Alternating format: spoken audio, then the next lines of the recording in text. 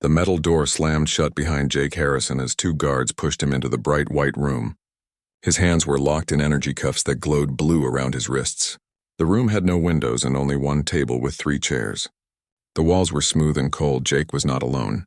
3 small figures stood near the far wall. They had silver fur that covered their whole bodies and big yellow eyes that never blinked. Their ears were pointed like a cat's but much larger. These were Zalathi cubs, and they should have been afraid of him. Instead, they moved closer to Jake when the guards brought him in. The oldest cub was a female named Kira. She was about as tall as a human 10-year-old, but her people aged differently. Lynn was the smallest, barely reaching Jake's waist. Zeph was the only male cub, and his fur was darker than the others. All 3 wore simple gray clothes that the station had given them. Commander Vextar entered the room. He was from a bug-like race called the Hegemony. His body was long and thin, covered in green shell plates. 4 arms moved as he walked, and his head had large round eyes that could see in all directions. When he spoke, a small box on his chest turned his clicking sounds into words Jake could understand. "Sit down, human," Vextar said. His voice sounded like metal scraping against metal through the translator. Jake moved toward the chair, but something strange happened. The 3 cubs stepped between him and the security chief. They did not make any sounds or show their teeth. They just stood there like a wall made of fur and determination. "Move away from the prisoner," Vextar ordered the cubs. "He is dangerous." The cubs did not move. Kira lifted her chin higher and stared right at the commander. Her yellow eyes never looked away. Lynn and Zeph copied her, making a line that no one could cross without going through them first. "I said move," Vextar repeated, louder this time. Still, the cubs said nothing. Their silence filled the room like a heavy blanket. Jake could see the security chief's mandibles clicking faster, which meant he was getting angry. The commander had expected the cubs to be scared. Instead, they acted like they were protecting their most precious treasure. 2 more security officers came into the room. They had weapons on their belts and armor that covered their chests.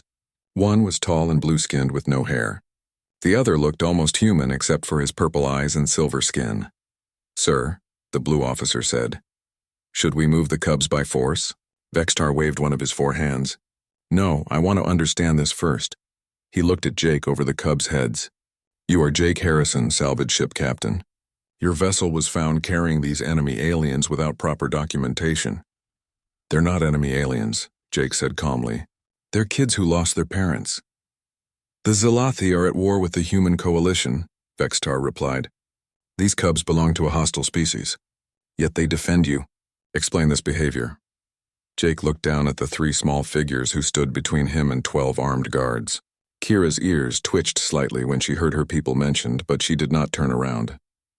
Lynn's small hands were clenched into fists at her sides.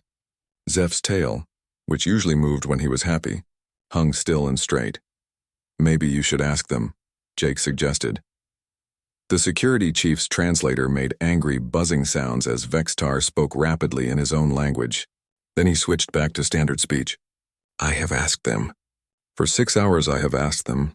They refused to speak." This was true. Since the security team had taken them from Jake's ship 3 days ago, the cubs had not said a single word to any of the station personnel. They ate the food given to them and slept when the lights went out, but they would not talk to doctors, guards, or officials. They only spoke to each other in quiet whispers when they thought no one was listening. "Their silence is not normal," said the purple-eyed officer. "Young Zalathi are usually very talkative.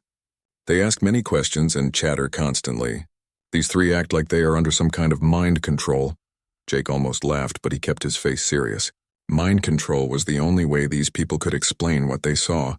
They could not understand that the cubs were quiet because they were scared and angry, not because someone had broken their minds. "Run whatever tests you want," Jake said. "You won't find any mind control devices or drugs. These cubs make their own choices." "Impossible," Vextar stated. "Your species and theirs have been enemies for over 20 years. Zalathi cubs are taught from birth to fear humans. Their parents tell them stories about human monsters who eat young Zalathi for breakfast. Yet these 3 show no fear at all." The security chief walked around the cubs, studying them like they were puzzles he needed to solve. Each time he moved, the cubs turned slightly to keep themselves between him and Jake. They moved like they had practiced this dance many times before. "In fact," Vextar continued, They show protective behavior typically seen only in family groups. This suggests long-term bonding, which requires months or years of positive contact. When did you first encounter these cubs, Captain Harrison? 3 months ago, Jake answered honestly. There was no point in lying. The station's computers probably already had all his ship's travel records. 3 months, Vextar repeated slowly. In 3 months, you somehow convinced 3 enemy children to bond with you so completely that they will risk their own safety for yours. How? Jake was quiet for a moment. How could he explain to these people what it meant to find 3 terrified cubs hiding in a broken ship? How could he tell them about the first night, when Lynn cried for hours while Kira tried to comfort her? How could they understand what it felt like when Zeph finally smiled for the first time, or when all 3 cubs learned to say his name? I took care of them, Jake said simply. That is not an answer, Vextar snapped. Taking care of enemy young provides no advantage to humans. It wastes resources and creates security risks. No logical human would do such a thing. The cubs seemed to understand that the security chief was getting more upset. Kira took a small step back closer to Jake's chair. Lynn moved to his left side while Zeph covered his right. They were like 3 small guards protecting their most important person. Logic isn't everything, Jake replied. Sometimes you just do what's right. The room fell silent again except for the humming of the station's air system and the quiet clicking of Vextar's mandibles. The security chief stared at the cubs and they stared back without blinking. It was a contest of wills and everyone in the room knew the cubs were winning. More officials would come soon. Jake could see it in Vextar's body language. This was bigger than 1 human and 3 cubs now. This was about understanding something that challenged everything the Galactic Security Council thought they knew about humans and Zalathi. But for now, there was only silence and 3 small beings who had chosen their side without saying a word. 3 months earlier, Jake Harrison's salvage ship Wanderer was drifting through the outer rim of the Kepler system. The ship was old but reliable, with thick metal walls and engines that Jake had rebuilt himself 3 times. He lived alone and liked it that way.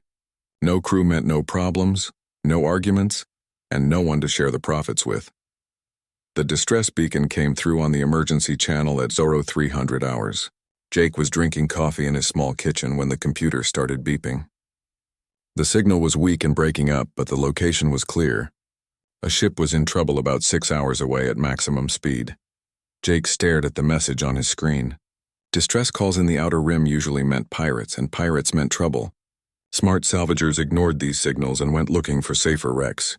But something about this call felt different. It was not asking for help or rescue. It was just broadcasting location and ship ID over and over.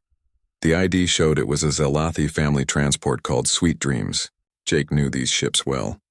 They were big, slow, and carried civilian families from one colony to another. They had no weapons and only basic shields. If pirates had found one, the people inside would already be dead. Jake set course for the signal. The journey took 7 hours because his old engines could not push much harder. When he finally reached the coordinates, what he found made his stomach turn cold. The Sweet Dreams was split almost in half. Huge holes were burned through her hull, and pieces of metal floated around her like a cloud of death. Jake put on his environmental suit and took his cutting tools. The transport's life support was gone, so the air inside would be frozen poison. He connected his ship to the transport's main airlock and forced the doors open. The inside was worse than the outside. Blast marks covered every wall. Personal belongings floated in the zero gravity like sad ghosts. Jake found the first bodies near the passenger cabins. Adults, all of them. They had been shot while trying to run. Jake was not new to death. 20 years of salvage work had shown him every way a person could die in space. But this felt different.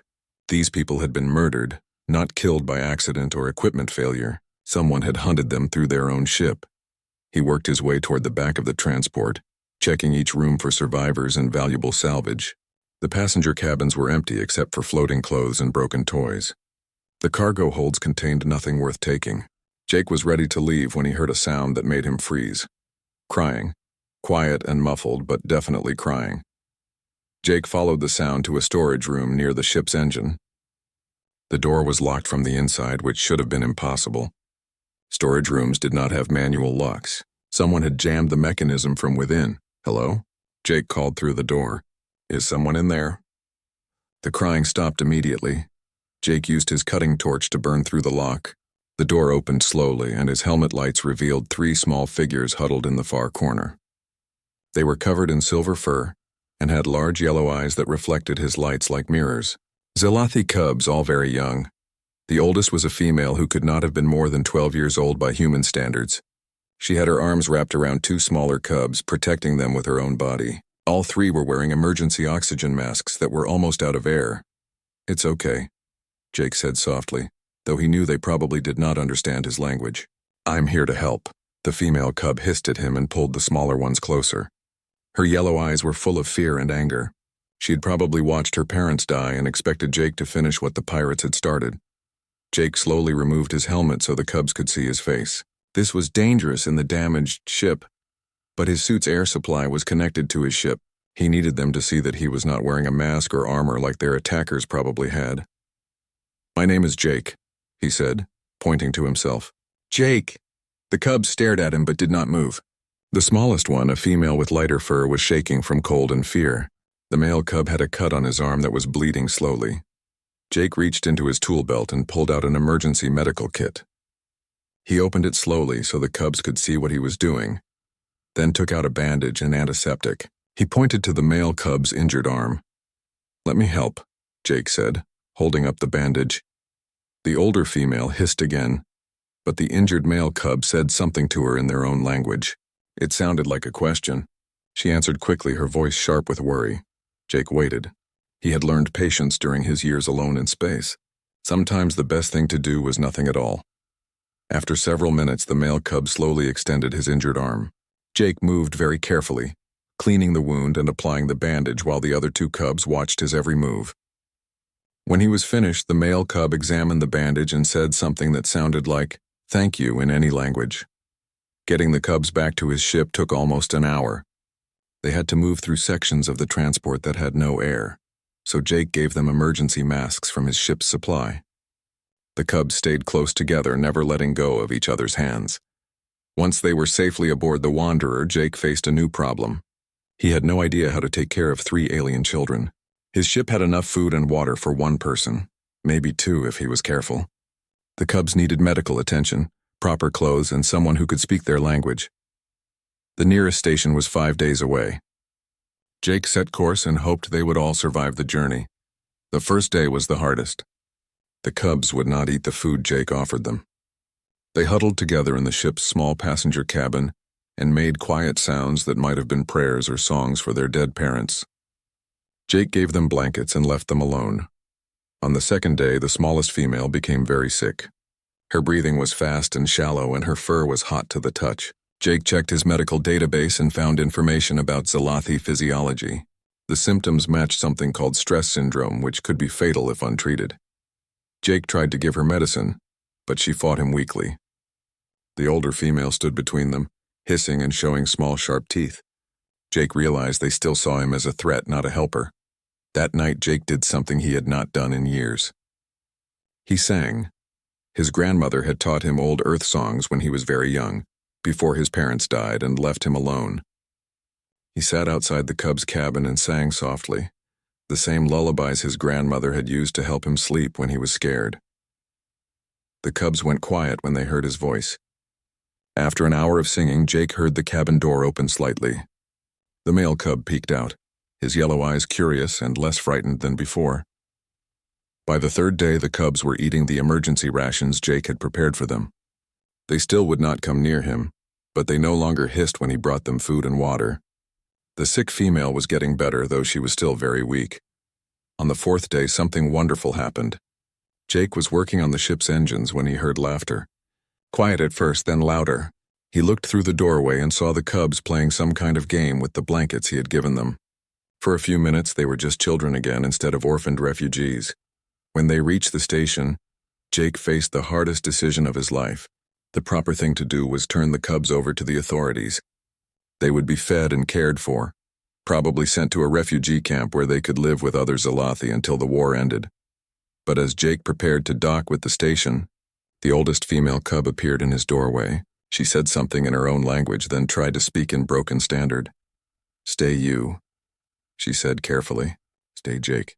The other 2 cubs nodded eagerly. The male pointed to himself and said, "Zeph." Then he pointed to the females.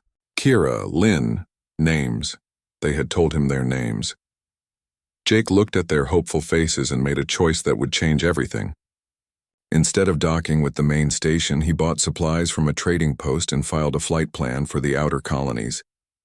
The cubs were his responsibility now, whether the authorities approved or not. For 3 months, they lived together on the Wanderer.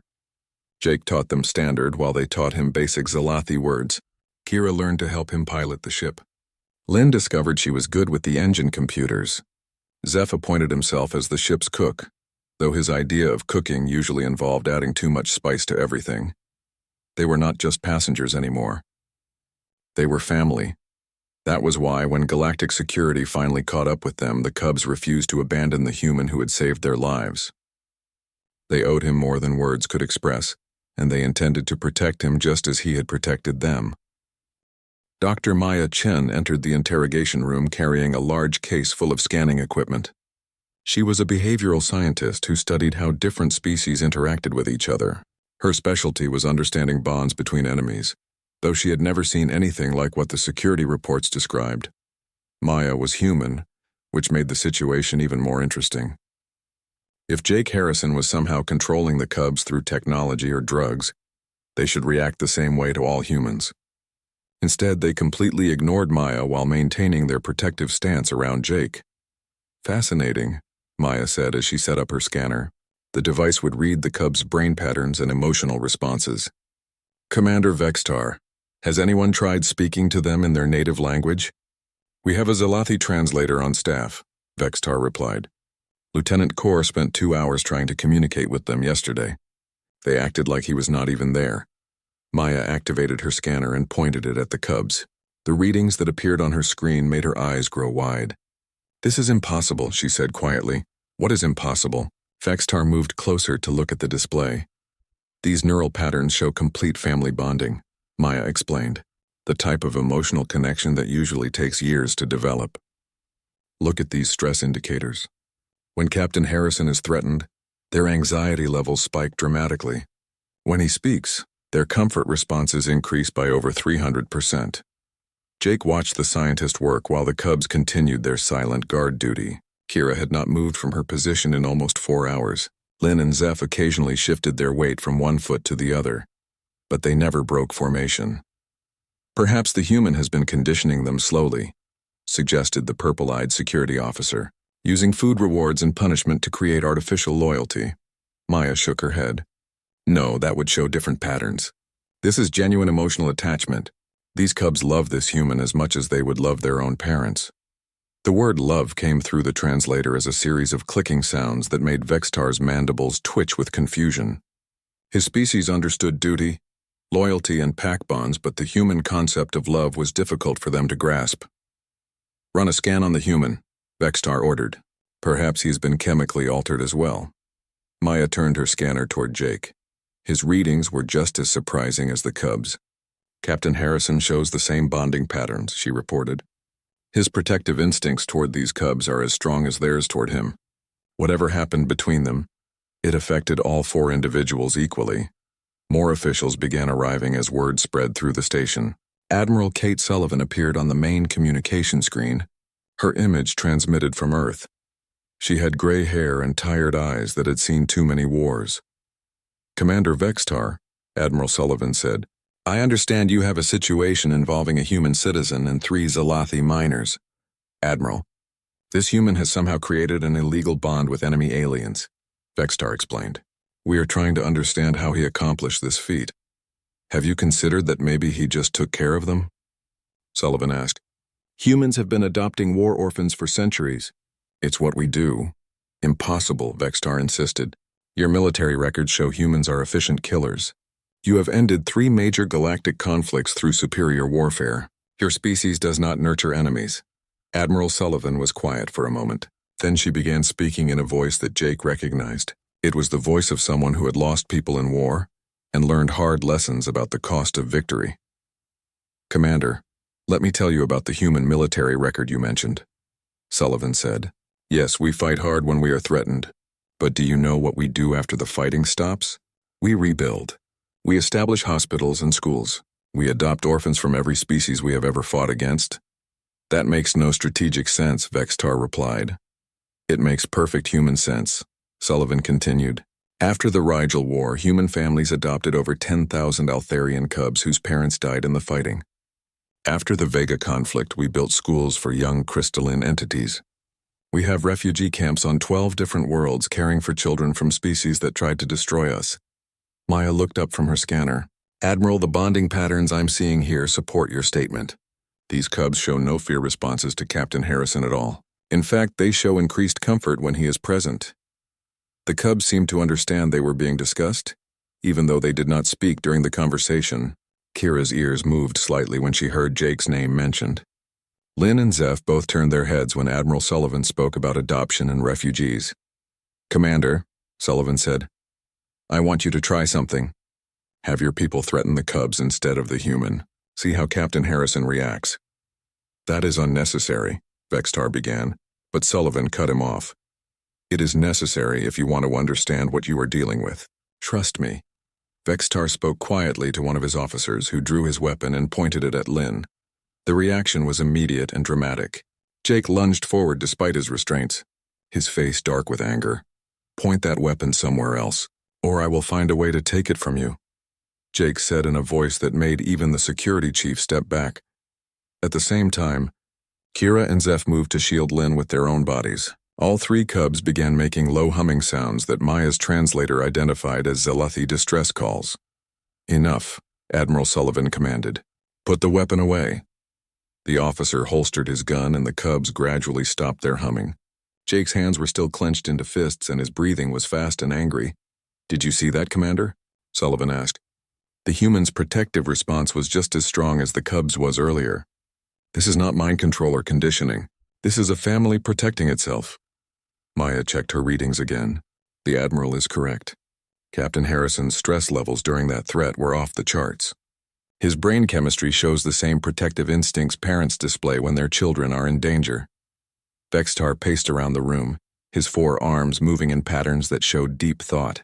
Everything he had been taught about humans said they were logical warriors who made decisions based on advantage and resources. What he saw in this room challenged those beliefs. How long does this bonding process take? He asked Maya. For humans and cubs of compatible species, it can happen very quickly if the circumstances are right, Maya explained. Shared trauma, isolation, and mutual dependence can create family bonds in weeks rather than years. These three cubs probably bonded with Captain Harrison because he was the first safe adult they encountered after losing their parents. And the human? Humans have very strong parental instincts, even toward young that are not genetically related, Maya said. Captain Harrison probably began feeling protective of these cubs the moment he found them. For a human, protecting helpless children is more important than politics or species differences. Jake finally spoke up. You want to know how this happened? I found 3 scared kids whose parents were dead. They were hungry, hurt, and alone. I fed them, kept them safe, and taught them they could trust me. They did the same for me. That's all there is to it. But they are the enemy, Vextar said, though his voice was less certain than before. They are children, Jake replied firmly. Kira is 13 years old. Lynn is 10. Zeph is 11. They never fired a weapon or hurt anyone. They are not enemy soldiers. They are just kids who lost everything and needed someone to care about them. The cubs listened to this exchange with their yellow eyes moving between Jake and the various officials. Even though they had not spoken since the interrogation began, it was clear they understood much of what was being said. The bonding appears to be permanent, Maya announced after reviewing all her data. Separating them now would cause severe psychological trauma to all 4 individuals. The cubs would likely develop severe depression and anxiety disorders. Captain Harrison would experience similar symptoms. Admiral Sullivan nodded from her screen. Commander Vextar, I recommend you release Captain Harrison and the cubs to my custody. Earth has facilities for handling cross-species adoption cases. This is highly irregular, Vextar protested. These aliens should be sent to prisoner exchange programs. They are not prisoners, Sullivan said firmly. They are refugees under the protection of a human citizen. The law is very clear about this. But Vextar was not ready to give up. He had one more test in mind. something that would prove whether this bond was real or artificial. If it was real, it would survive what he planned to do next. If it was false, the cubs would abandon the human when things became difficult. He just hoped he was wrong about what he expected to find. Commander Vextar made a decision that would either prove his theories or destroy them completely. He ordered his security team to separate Jake from the cubs for individual questioning. If the bond was artificial, the cubs would be easier to break without their supposed protector present. Remove the human to holding cell 7, Vextar commanded. I want to question the cubs alone. Commander, that is not advisable, Dr. Maya Chen warned. My readings show this could cause severe distress. That is exactly what I want to measure, Vextar replied. If these cubs have been conditioned to protect the human, they will behave differently when he is not present. 6 security officers moved toward Jake. The cubs immediately formed their protective circle. But this time Jake spoke to them in their own language. His pronunciation was rough, but the meaning was clear. Be strong, little ones. I will be back soon. Kira answered in standard, her first words since the interrogation began. We wait for you, Papa Jake. The title hit everyone in the room like a physical blow. Papa, the universal word for father, recognized by every species in the galaxy. She had not called him Captain Harrison or even just Jake. She had called him Papa. The security officers hesitated, looking to their commander for guidance. Separating a father from his children, even adopted children, was serious business that could create diplomatic problems. Continue, Vextar ordered, though his voice was less certain than before. As the guards led Jake away, the cubs watched with eyes that grew larger and more frightened with each step. When the door closed behind him, Lynn began making a soft whimpering sound that Maya's translator could not interpret. Zeph moved closer to his sisters and put his arms around both of them. Now we will see the truth, Vextar said to himself. For the first hour, the cubs said nothing. They sat together on the floor in the exact spot where Jake's chair had been, as if they were saving his place for when he returned. They did not respond to questions, offers of food, or attempts to comfort them. Dr. Chen monitored their stress levels and became increasingly worried. Commander, their anxiety readings are climbing into dangerous territory. Young Zalathi can develop permanent psychological damage from extreme stress. Give them more time, Vextar insisted. If the conditioning is artificial, it will break down without constant reinforcement from the human. But instead of breaking down, the cubs became more unified. They began speaking to each other in rapid Zalathi, their voices too quiet for the translators to pick up clearly. Whatever they were discussing, it seemed to give them strength. 2 hours passed. Then 3. The cubs never moved from their spot on the floor. They shared the water and food that guards brought them, but they ate very little. Their eyes never left the door where Jake had disappeared. This is becoming cruel, Maya said. Look at these readings. They are showing signs of severe separation anxiety. This is not conditioning, Commander. This is a family being torn apart. Families can be rebuilt, Vextar replied, but he was beginning to doubt his own words. New bonds can be formed. Not for these cubs, Maya said firmly. Their brain chemistry shows they have imprinted on Captain Harrison as their primary caregiver. Removing him permanently would be like removing a parent from human children. The damage could last their entire lives. Admiral Sullivan's image appeared on the communication screen again. She had been monitoring the situation from Earth and her expression was not happy. Commander Vextar, I understand you have separated Captain Harrison from the cubs. I strongly advise you to reunite them immediately. I am conducting a legitimate investigation, Vextar protested. I need to understand the true nature of their relationship. The true nature is obvious to anyone with eyes, Sullivan replied. Those cubs see Captain Harrison as their father. He sees them as his children. What more do you need to know? Before Vextar could answer, something happened that changed everything. Lynn, the smallest cub, suddenly collapsed. Her breathing became fast and shallow, and her silver fur began turning a sickly gray color. Zeph and Kira immediately moved to help her, making urgent sounds in their own language. Maya rushed forward with her medical scanner. She is going into shock. Her stress levels are too high. She needs immediate medical attention. Call the medical team, Vextar ordered, but Maya was already shaking her head. A medical team cannot help with this, Maya said. This is psychological shock brought on by separation from her primary caregiver. She needs Captain Harrison. That is impossible, Vextar insisted. Zelathi cubs do not bond so strongly with other species that separation can cause physical symptoms. Apparently they do, Admiral Sullivan said from the screen. Get Captain Harrison back in there now, or you will have the death of a child on your conscience. Lynn's condition was getting worse. Her eyes were closed and her breathing was becoming more irregular. Kira was speaking to her urgently in Zelathi, while Zeph held her small hand and made comforting sounds. Dr. Chen checked her readings again. Commander, her vital signs are failing. If we do not do something in the next few minutes, she could die.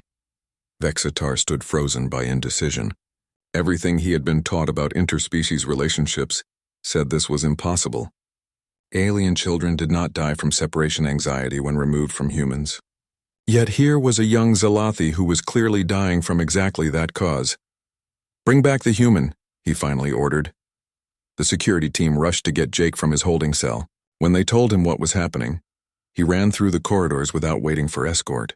He burst into the interrogation room and immediately dropped to his knees beside the cubs. Lynn, sweetheart, I am here, he said in Zelathi, gathering the small cub into his arms. Papa Jake is here. You are safe. The effect was immediate and dramatic. Lynn's breathing began to slow and deepen. Her gray fur started returning to its normal silver color. Her eyes opened, and she looked up at Jake with relief and trust.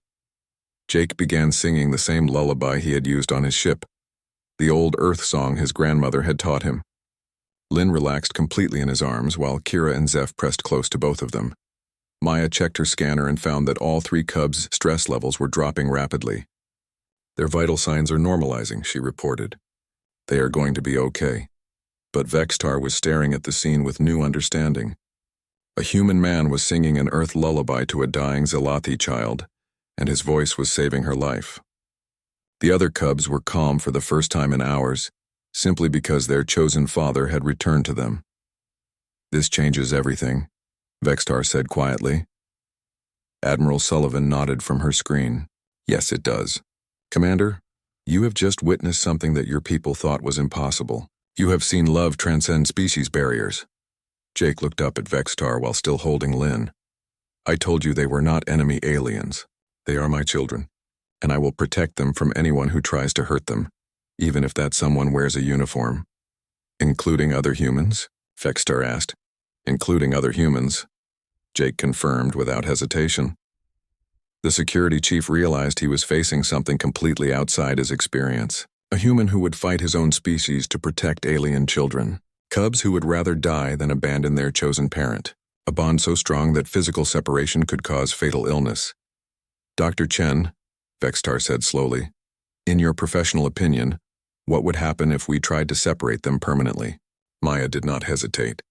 Captain Harrison would probably survive, though he would suffer severe depression and guilt for the rest of his life. The cubs would not survive. They have bonded too completely.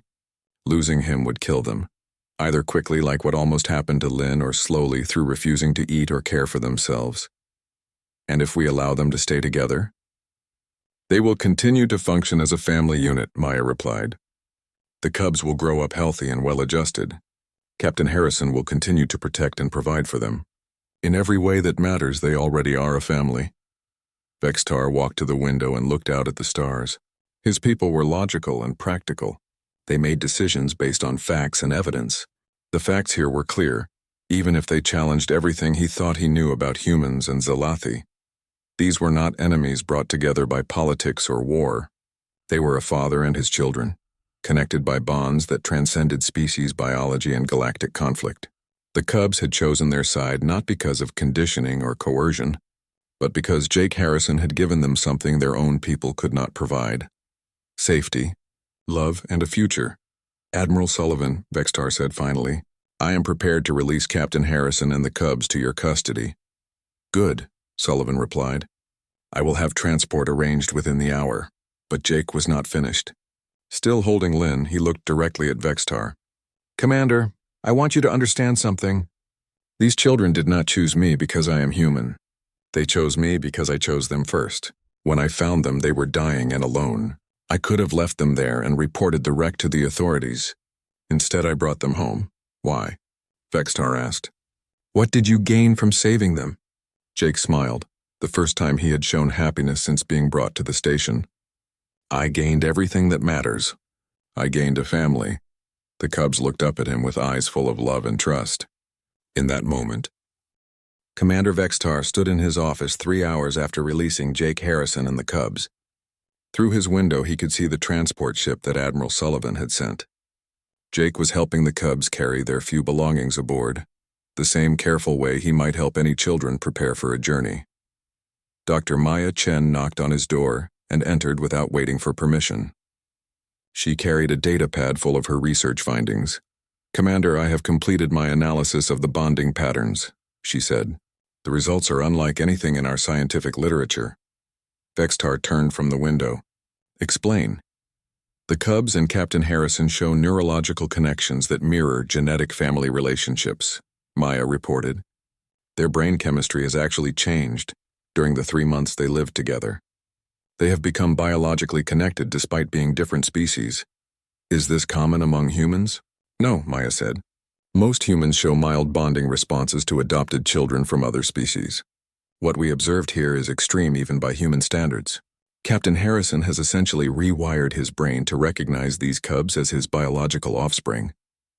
Vextar thought about this information. "And the cubs?" "Even more remarkable," Maya continued. "Young Zalathi typically bond only with their birth parents and immediate clan members. These 3 have completely transferred their family loyalty to a human. They show stronger protective responses toward Captain Harrison than most Zalathi cubs show toward their actual parents." Through the window, Vextar watched Jake teaching Zeph how to check the transport's external systems. The young male cub listened carefully and repeated each step, clearly proud to be trusted with important work. It was the kind of lesson any father might teach his son. "Dr. Chen, in your professional opinion, what created this unusual bond?"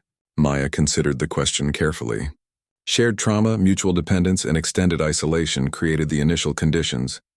But the strength of the final bond came from something else. Captain Harrison made a conscious choice to love these cubs unconditionally, and they responded by choosing to trust him completely." "Love." Vextar repeated the word slowly. His translator turned it into clicking sounds that had no real equivalent in his language. "Yes, the human capacity for love appears to be much stronger than we previously understood. Captain Harrison was willing to risk his life, his freedom, and his future for 3 alien children. That level of commitment created a bond that transcends normal adoption patterns." Vextar watched as Lynn ran up to Jake with excitement, showing him something she had found in her luggage. Jake knelt down to her level and listened with complete attention, as if her discovery was the most important thing in the universe. When she finished talking, he picked her up and spun her around, making her laugh with pure joy. "The cubs never spoke during our interrogation," Vextar observed, "yet they clearly understood everything that was happening." "Why did they choose silence?" Maya smiled. "Because they knew something we did not. They knew that no words could adequately explain or defend their relationship with Captain Harrison. Their silence was not defiance, Commander. It was protection. Protection of what? Of something too precious to be reduced to explanations and justifications," Maya replied. "They were protecting their family bond from people who might try to analyze it, question it, or destroy it. Their silence said everything that needed to be said. We belong to him, he belongs to us, and that is all you need to know." Vextar nodded slowly. During the interrogation, he had seen the cubs' silence as obstruction or conditioning. Now he understood it was actually the most honest response they could have given. Some truths were too deep for words, too pure for politics, and too important to be explained to those who could not see them clearly. Admiral Sullivan's image appeared on the office communication screen. "Commander, the transport is ready to depart. I wanted to thank you for handling this situation with wisdom." "I am not certain I showed wisdom, Admiral," Vextar replied honestly. "I nearly caused the death of a child because I could not understand what I was seeing." "But you did learn to understand," Sullivan said. "That is what matters." "Commander, may I ask you a personal question?" "Yes. Do you have children of your own?" Vextar's mandibles clicked in what might have been surprise. "I have spawned 3 larvae with my mate. They are currently in their 2nd growth stage. Do you love them?" The question required translation through several linguistic filters before Vextar could process it. His species did not use the concept of love the same way humans did, but there were similar emotions. "I would sacrifice everything to protect them," he said finally. "Their survival is more important to me than my own life." "Then you understand exactly what you saw today," Sullivan replied. "Captain Harrison feels the same way about those cubs. They feel the same way about him. Species differences cannot change that basic truth." Through his window, Vextar watched the family board their transport. Jake carried their luggage while the cubs stayed close to his side. Kira held his free hand. Lynn rode on his shoulders. Zeph walked beside them, chattering excitedly about their upcoming journey. They looked like any family preparing for travel, except that one member was human and 3 were alien refugees from an enemy species. To outside observers, they might seem impossible. To each other, they were simply home. "Admiral," Vextar said, "what will happen to them now?" "Captain Harrison has accepted a position with Earth's Colonial Development Service," Sullivan explained.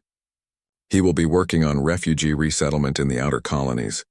The cubs will attend school and learn to live as both Zalathi and human citizens. They will grow up as a family. And when the cubs reach adulthood, they will make their own choices," Sullivan said. "They might choose to return to Zalathi space, or they might choose to stay with their adopted father.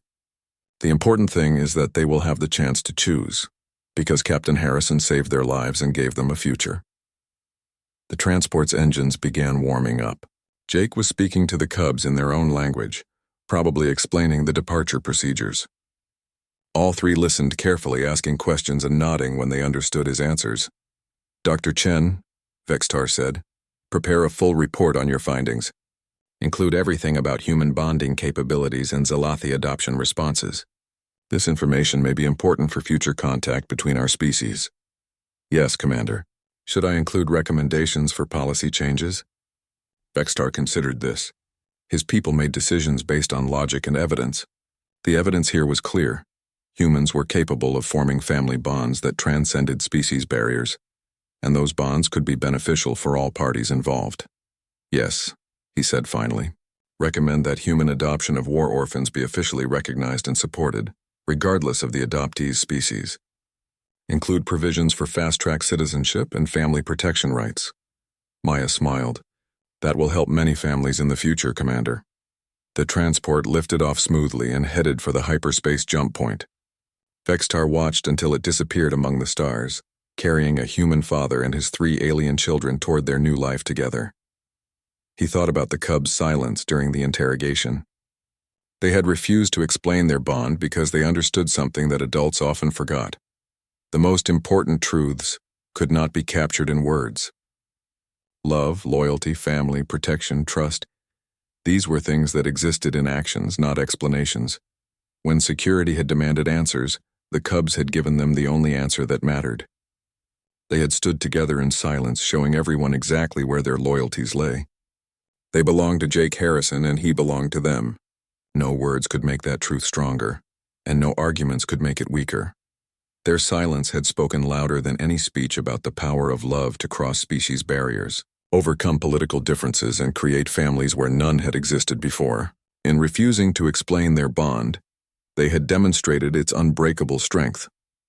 Vextar returned to his desk and began writing his official report. For the first time in his career, he would be recommending policy changes based not on strategic advantage or resource allocation, but on something much simpler and much more powerful. He would be recommending changes based on love. Outside his window, the stars continued their ancient dance, indifferent to the small dramas of various species trying to understand each other. But on one transport ship heading toward Earth, a human man was reading bedtime stories to 3 alien children who called him Papa. And that simple act was changing the galaxy in ways that politics and warfare never could. The cubs had been right to choose silence. Some truths were too important for words.